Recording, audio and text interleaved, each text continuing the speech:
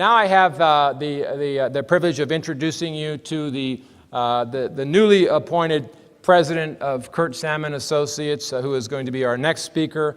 John Karonis is head of the Retail and Consumer Products Group. He is formerly supervised North America, Europe, or just North America, and now he supervises North America, Europe, and Asia, so he's got a gigantic role with KSA. Before that, he had a lot of focus and a lot of expertise in the logistics area and is considered an absolute expert in this area. He is no stranger to many of you because his client list includes a lot of companies that are in this room. And prior to joining KSA, where he's had a long and distinguished career, he was a naval flight officer and impressively to me, an F-14 mission commander for the U.S. Navy. So he's got some very interesting and broad background in addition to his great appointment here at KSA. So please welcome John Karonis.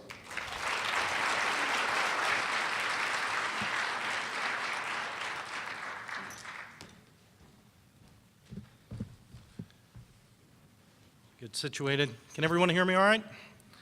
Good. Well, good morning.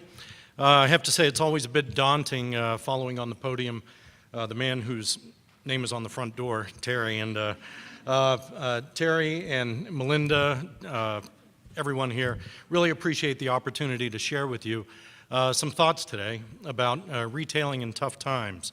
I'm going to throw a lot at you. Happy to follow up with any conversations later on today. And our hope is really just that you take some things away today that you can use, whether it's Monday or 10 years from now, to help drive your own businesses and the retail industry as a whole forward. Now first, if you'll indulge me a bit here, let me set a scenario. It was November 1942. Great Britain had been at war with the Axis powers for a little bit over 3 years. And during this period, they had experienced the loss of hundreds of thousands of troops in France. They'd fought valiantly and won the Battle of Britain. They'd pushed the enemy into retreat in North Africa and stabilized the security of their small island nation. They were not winning yet, but they weren't losing. And they had a leader in place, Winston Churchill, who had the resolve to see the fight through to ultimate victory. In reflecting on the state of his nation at this time, he summed it up perfectly. He said, "Now this is not the end. It is not even the beginning of the end, but it is perhaps the end of the beginning." How does this apply to us as retail leaders and future leaders during what can certainly be considered the most tumultuous period in our lifetimes? A perfect storm. And I know it's risky and potentially overly dramatic to draw parallels between a nation that's fighting for its survival and one that today, although in serious economic strait, is still the most prosperous on the planet. But similarities do exist. Despite the negativity of the pundits and talking heads, in my own conversations with retail executives over the last 2 months, they sense this is the end of the beginning. The dust has settled from a rather dismal holiday period, fiscal years have closed, and at least there's more clarity around the storm that we're in the midst of. It's still tough, but the shock is past, and we're now ready to do something about it. That's what I'd like to talk about today, by taking a brief look at where we are at this point in time and how we intend to weather this perfect storm. I'll share with you our experience with retailers facing the situation that you're facing and what we found to be working and what's not working. We'll center this discussion around 3 fundamental questions. First, where are we today? And specifically, why is this environment difficult? Why is it different from the recessions that we've experienced in the past? And what's really driving this consumer confidence crisis? Secondly, where can we be tomorrow? In fact, where do we need to be tomorrow? And this falls into a couple different dimensions. The first is short term. What are the things that we as retailers can start doing Monday to build a foundation for future growth while still surviving? And in the long term, how can we manage and move forward to drive future profitability and growth? Finally, what's needed to get there? Or more specifically, what do we as retail leaders and future leaders need to do to ensure that we emerge from this storm stronger than before? So, first, let's look at today. At the core of our challenge is one irrefutable fact. The consumer has changed. Changed in the way she values product and service, changed in her spending, changed in her overall mindset. Now, you might say that this is just temporary, and maybe it is, but the evidence indicates otherwise. Consider this. In the past, recessions have impacted the individual consumer's P&L. Consumers have had a cash crisis, but the collective optimism and willingness to sometimes spend beyond their means has raised the economy out of recession. This time is different. It's a personal balance sheet crisis. Assets such as 401ks, home equity, retirement plans that consumers were counting on, in many cases, are only a shell of what they were before. And this has affected the core confidence and mindset of those consumers and changed the way they're spending money and approaching any purchase that they might as a consumer or a customer. Now, has this really happened? Is there evidence that this mindset has shifted? Well, the ever-resilient American consumer is faltering. Consumer spending fell for 6 straight months from July to December in 2009. Discretionary spending was especially hit, falling at 15% annualized over the same period. This is indicative of an erosion in consumer confidence, and all income levels have been affected. Roughly 58% believe layoffs will increase over the next 6 months. Roughly 8% are worried they themselves will be laid off. And approximately 36% of consumers plan on spending less in the next 6 months.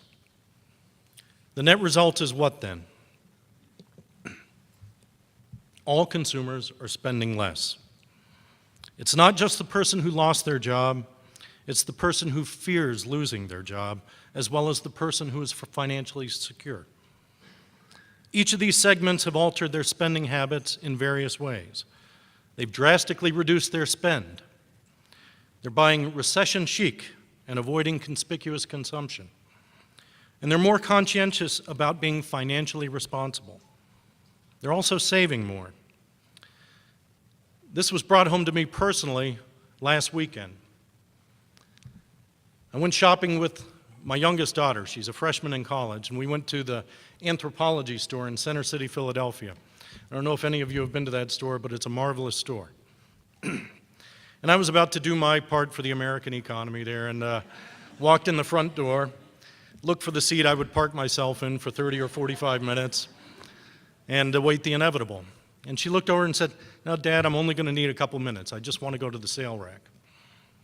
My first concern was, who had kidnapped my daughter and replaced her with an exact twin. But indeed, I think that embodies what today's consumer is thinking right now. It's cool to save money. It's cool not to show off with your purchases. It's cool to shop in your closet as opposed to at the mall. So that's the hand we've been dealt. What are we going to do about it? Well, our challenges are both short and long term.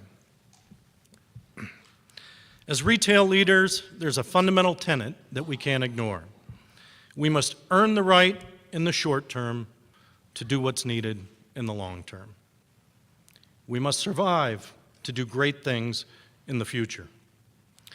Based on our observations, experience, and research, there are 5 key mandates for the next 12 months. I'll talk about these in more detail in the next few slides. But very simply, they boil down to 5 things: to create a value orientation, maintain brand integrity, attack locally, manage costs aggressively, and manage liquidity.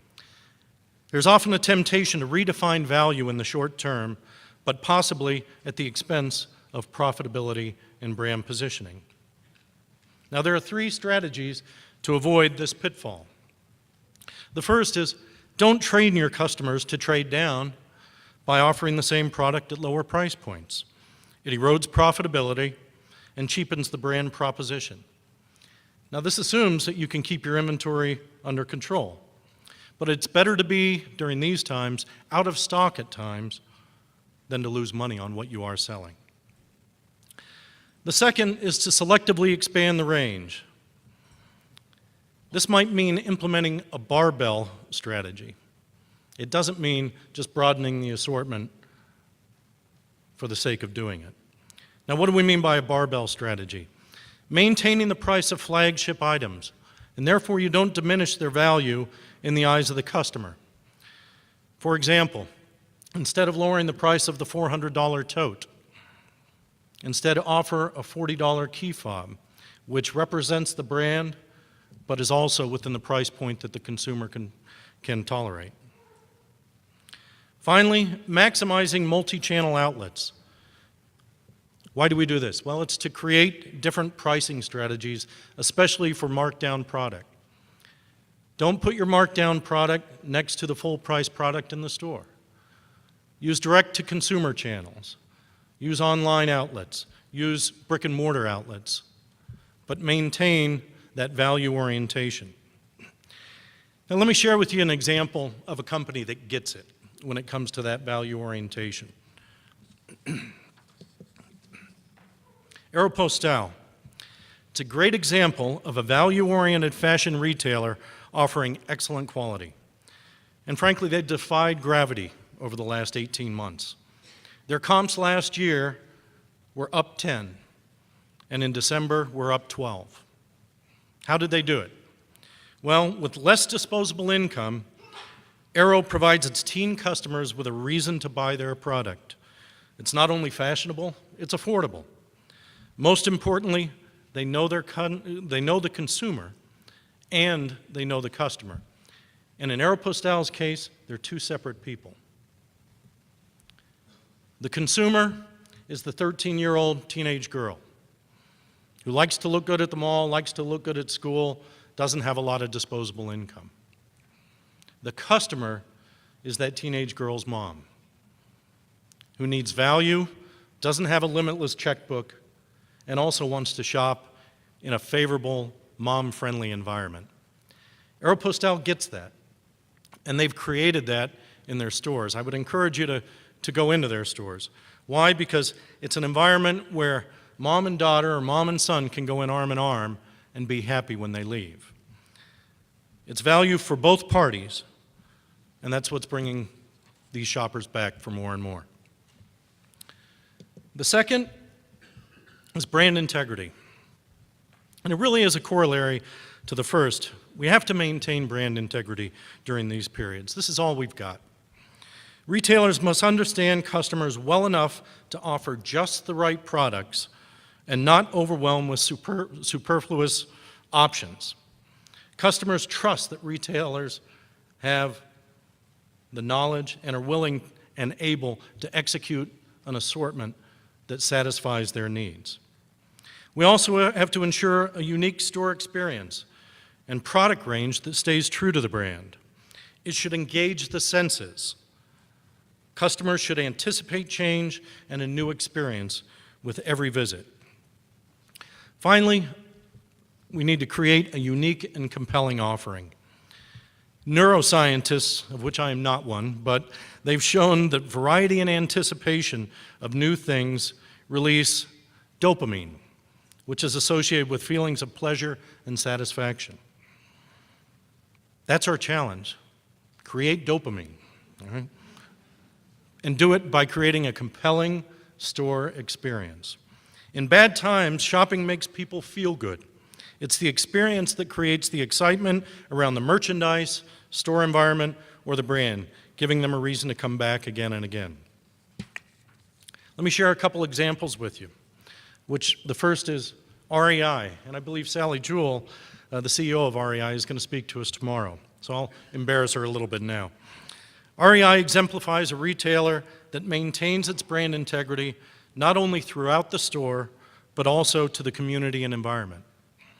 Their philosophy is their commitment to getting people outside, leading healthy, active lives, caring for the planet, and engaging others in making a difference. REI demonstrates this by not only creating award-winning product, but also planning adventures, donating money to the community, and building green stores. Their brand is intact, even strengthened, despite the economy. Another example, and I think this is one many of you can identify with here, Apple. It's a company that invests heavily in creating a retail shopping experience that's both innovative and creative. They've been able to translate their brand identity from software and hardware products to a complete Apple lifestyle. I have to admit, I'm a convert here. This was driven home for me, again, over the last couple of weeks when I visited the Apple store in the King of Prussia Mall, north of Philadelphia. I walked into the mall, and there were tumbleweeds blowing through it. Nobody was there. And the few people I saw walking around weren't carrying bags. It was depressing. And then I turned the corner and walked into the Apple store. And it was heaving. There were people buying iPhones. There were people buying the new Shuffle. I don't know if you've seen that, but it's amazing.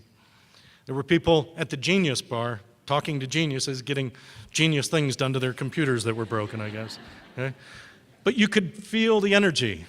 The dopamines were flying. Right? It was an exciting, novel, wonderful environment for those customers. I have to admit, when I'm in the mall, even if I'm not buying anything, I go into an Apple store just to see what's going on. And that's the kind of environment that we should all strive to achieve. Their brand is stronger than ever. The third is to attack locally. Localization is the act of doing different things in different markets, having a different assortment in Seattle than in Miami. And Terry spoke to this at length before.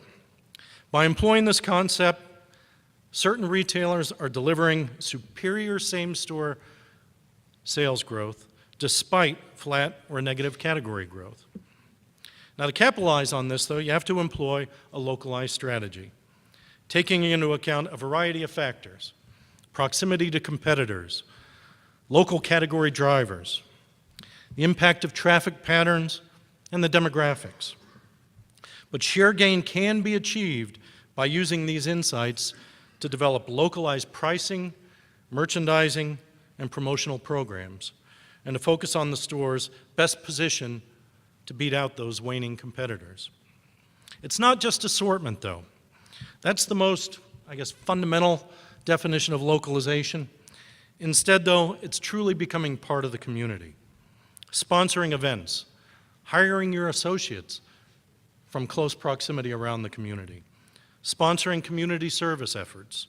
All of these build local advocacy and will build loyalty that will easily work us through these times.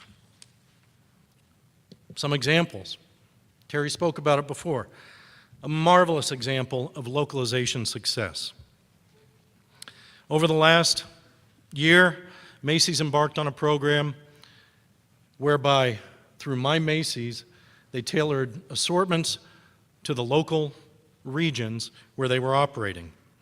And as Terry said, in December, 13 of the top 15 performing Macy's geographic regions were My Macy's pilot regions, reflecting the power of acting locally. Macy's now has aggressive plans to roll My Macy's out throughout the business and reap those same benefits nationally. The next, and you'll have to bear with me on this one because it's kind of geeky but really fun here and stuff. I like it. Another example of localization is that many companies are now turning to cell phone alerts to communicate sales or where to shop. In February of this year, Lucky Magazine partnered with iPhone to create an application to enable its readers to shop for shoes featured in the magazine. The Lucky at Your Service application taps into the inventory of stores carrying the shoes listed in the magazine and narrows the search to those with the model in stock. Then it uses iPhone's GPS capability to zero in on the stores closest to the user. Luckily, also equipped a free call center with representatives that are able to confirm whether the shoe is available, have a salesperson set it aside while at the same time texting shoppers the final details. Who thought this would truly drive sales? But when you want to differentiate yourself and create interest and excitement in your brand, especially with dramatic decline of foot traffic, you need to find ways to be original and set yourself apart from the competition. The fourth, managing costs, another topic that Terry brought up, and a topic that's near and dear to every CFO's heart. Expense reduction is expected in this type of environment. One has to go after more than just the low-hanging fruit, though. Areas that should be even more zealously addressed are management of labor costs without weakening customer service, but by possibly implementing robust labor management systems that allow you to staff your stores and other operations aligned in a way with foot traffic and where the in-store demand truly falls. Another is just fundamentally looking at the in-store activities and the value they add. Relentlessly identifying every activity executed by the in-store workforce and measuring its value against the selling effort.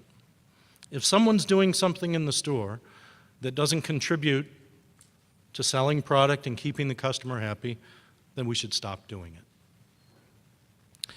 Third, managing overhead by expanding span of control and reducing process inefficiencies. Asking people to do more with less. It's that type of time we're in right now. Now, all of this cost cutting must be in the context of building the business versus blindly cutting costs. An excellent example of that is Talbot's. And I've got to tell you, Talbot's, if you walk into a Talbot store now, it's not the Talbot's of 3 years ago, 5 years ago, or 10 years ago. It's not frumpy anymore. Not that I know what frumpy is, but I've been told that that's what Talbot's had become. They've undergone what I'd call smart cost cutting, restructuring in order to support a truly different, lower cost operating model. Under the leadership of Trudy Sullivan, they've developed a model first that's going to fundamentally change their P&L and balance sheet. And then they've organized around this operating model. It spans from design and development all the way through to delivery to the stores. Trudy and her team have turned the business upside down, and they've started over again. And the change is amazing. Merchandise has improved. The economics of the business have improved. If you walk into their store, there's a whole new sense of who Talbot's is, and I would encourage you to do so. In Philly, there's a Talbot store right next to an Ann Taylor store. And I was talking to some executives from Ann Taylor, and they shared the same thing. And basically they said, we need one of those. Okay. Talbot still has their challenges, but they're on the right trajectory. Next, and finally, managing liquidity. New and different ideas are more likely to be considered in this environment and may turn out to be rich opportunities. Consider vendor-managed inventory as a way to negotiate inventory ownership, or consignment inventory. Work with the right vendors to push ownership upstream. As a result, retailers benefit from increased liquidity and lower markdown risks. Secondly, rationalize SKUs. Nice way of saying get the right product in front of the customer. Optimize the assortment. Identify the best and the worst performing SKUs and make the worst go away. We've known this for years, but we haven't had license to fix it. We do now. Why? Because this improves productivity while also reducing product development, resource needs, and unproductive inventory investment. Finally, be creative in conserving cash. Renegotiate contracts. Rationalize store fleets. Do all those things that maybe you didn't think you could do in the past, but you can now. A great example, once again, Walmart. On March 19th of this year, Walmart had $11.6 billion in free cash flow. This is double what they had at the same point last year. And besides leveraging their size to negotiate volume discounts, they vigorously maintain their margins and have one of the most efficient supply chains, which enables their cost of goods to be 5 to 10% below their competitors. Compare this to Walmart's top 10 competitors, whose free cash flow cumulatively was just $8 billion combined. So, we've done those 5 things to get us through the short term. We're surviving. Now for the long term. Our priority now centers around migrating to a more collaborative operating model. We built the foundation for this. We call this Act Vertical. Why? Well, for years, vertically integrated retailers have had the inherent advantage of controlling their entire supply chain and thus reaping the rewards of higher performance. But companies don't necessarily need to be vertically integrated to achieve similar results. Instead, they just need to replicate the traits that drive this performance. At the center of this is aligning the operating model with a brand and executing against 3 very basic principles. First, minimizing stationary product. Second, increasing collaboration. And the third, shrinking decision time. Now, I'll talk about each of these a little bit more in a second, but I think it's important to put it in the context of how the supply chain, the retail supply chain, has evolved over the last 15 years. If you look at the supply chain of 15 years ago, what was it? It was very linear, and we had the folks in design doing their thing. They'd throw it over the fence to the people in production who would do their thing. They'd throw it over the fence to the people in buying. They'd do their thing, and so on throughout the entire supply chain. And what's the downside of that? Well, one, it's not collaborative, so you're optimizing the functions within the supply chain, but not the whole. And secondly, it takes time. It's a long, long process. So they sat back and they scratched their heads a little bit and said, all right, we need to be faster. So what we did was we took that linear process and condensed it. Still did the exact same thing, still had the fences, still had the separate discrete functions, but we just did it faster. Unfortunately, the typical outcome was an environment where we didn't make as good of decisions, and it relied on heroic acts to get things done.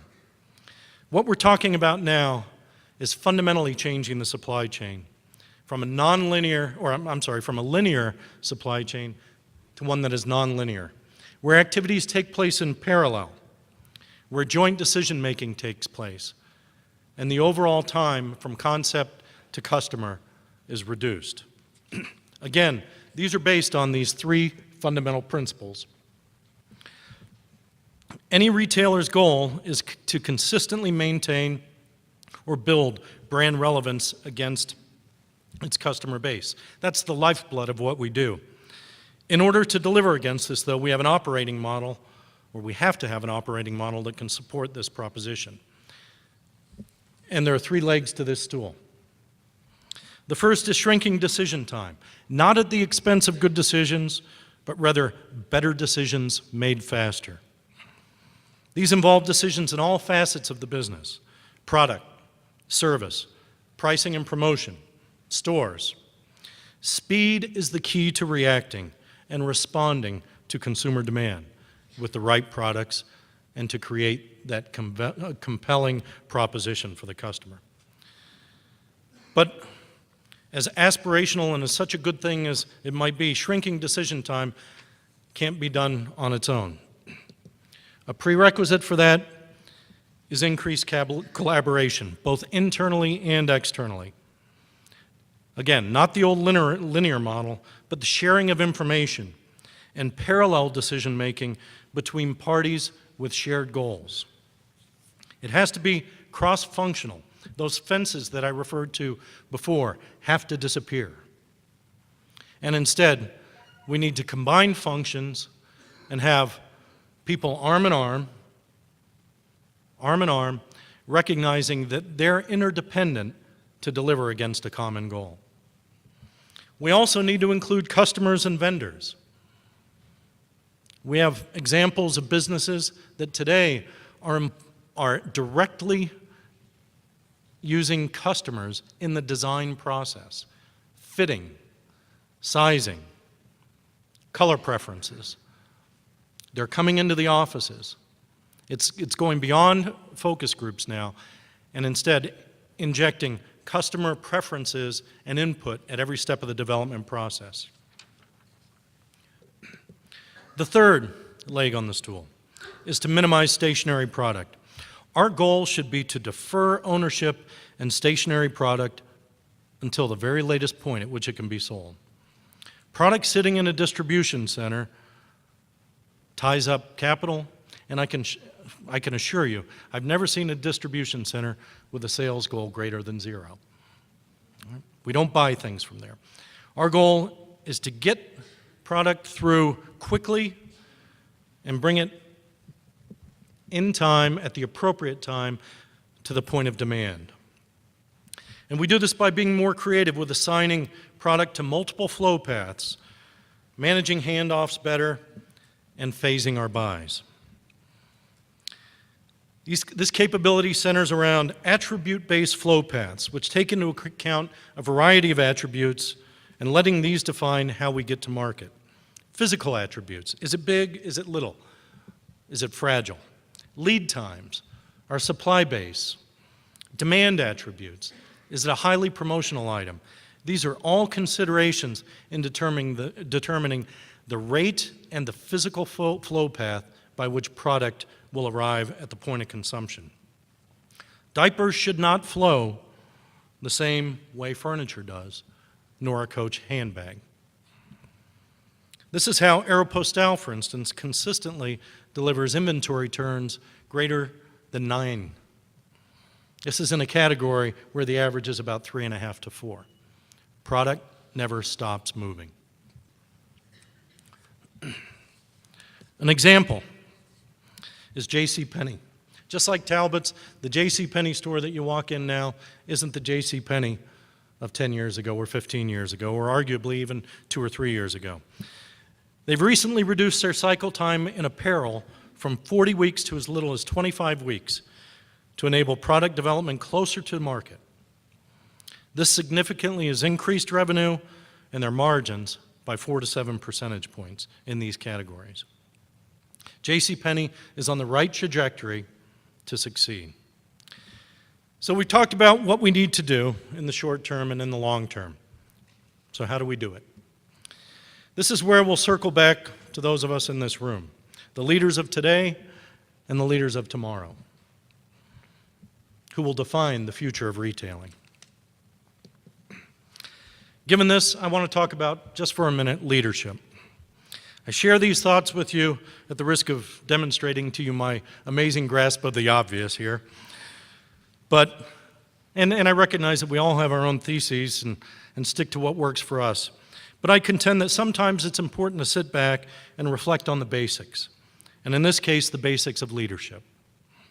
Because ultimately, it's leadership that's going to be the catalyst that enables businesses to emerge from these tough times stronger.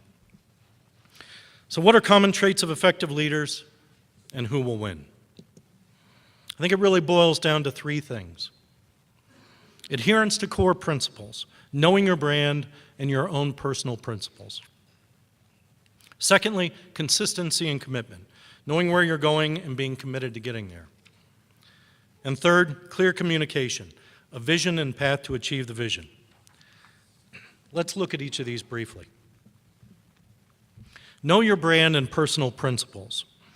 These are those non-negotiable elements that make up who you are, who your business is, and are manifested in all you do. Live by them. Make decisions using them as guardrails, recognizing that you might stray a little bit within those guardrails, but going outside them is not allowed. Reflect these principles at every level of the organization and in every decision. And ensure you're taking the time to cascade them throughout the leadership of the business.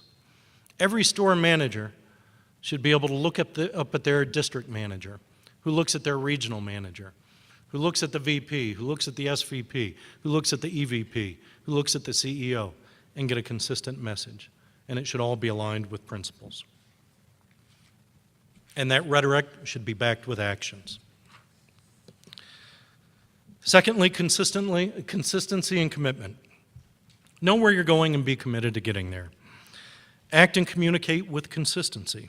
Consistent behavior provides security to your associates.